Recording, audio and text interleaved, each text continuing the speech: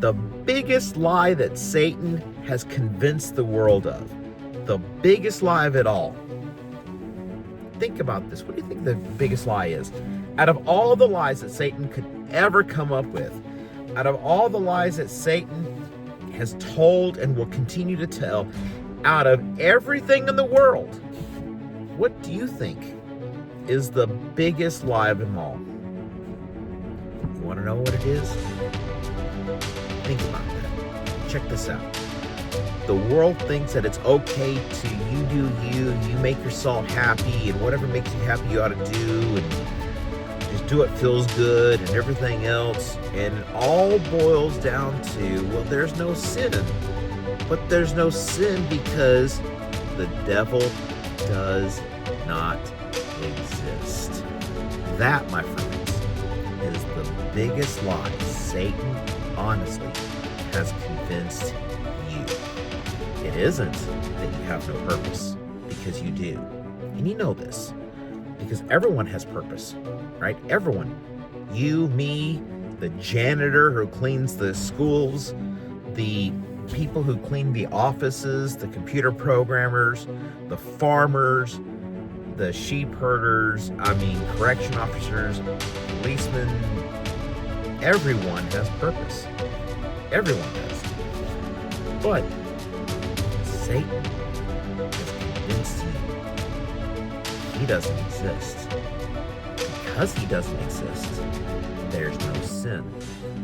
Because there's no sin, it's okay to do whatever you want to do. But is that reality? The reality is, so long as he can convince you that there is no sin, he's got you.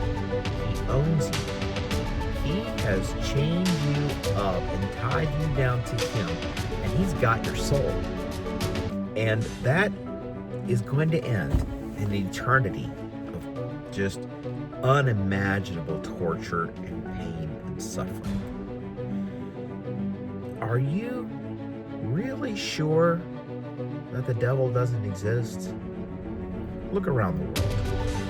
A lot of third world countries, people are hungry, they don't have fresh water and all this other stuff. Let's go to the United States. We are in shambles. We're broken. We are a broken nation. We can't agree on anything. We can't even agree to disagree. We can't agree on anything. It's my way or the highway, and everyone's about themselves. That's selfishness, and the root of selfishness is self. And what is the root of self? Sin. What's the root of sin? Satan. Think about that. All of the conspiracy theories in the world and everything else, and the one thing that Satan has a man is to convince you that he doesn't exist. But my friends, he does exist. He absolutely does exist. And he wants your soul. That's what we battle with. Ephesians chapter 6, verses 10 through 17 is the armor of God. But right in the middle of it is description of spiritual warfare. There is a battle being waged, and the prize is your soul. And Satan's best weapon is to convince you he doesn't exist, because then he's got you. So, what do you think? Do you think Satan exists? Do you think that this whole angels and demons and heaven and hell thing is real? Really? People want to say, well, I've never seen those things. Well, I've never seen $1 million in cash, but I know because there's evidence of it.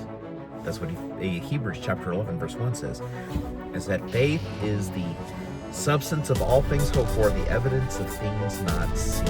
I have faith and know that God is real, that he sent his only begotten Son to die for my sins and for sins of the world, including yours. And all you have to do is call upon the name of the Lord and put your faith and trust in him and repent from your sins, and you will be saved. But there's no need of that, because Satan's convinced you the biggest lie of all is that he's not real. Stop believing in the lies. once you realize Satan's real, and God's real, and this whole sin thing is real, and salvation becomes real, all of it becomes absolutely real. But you, my friend, it's up to you to decide for yourself.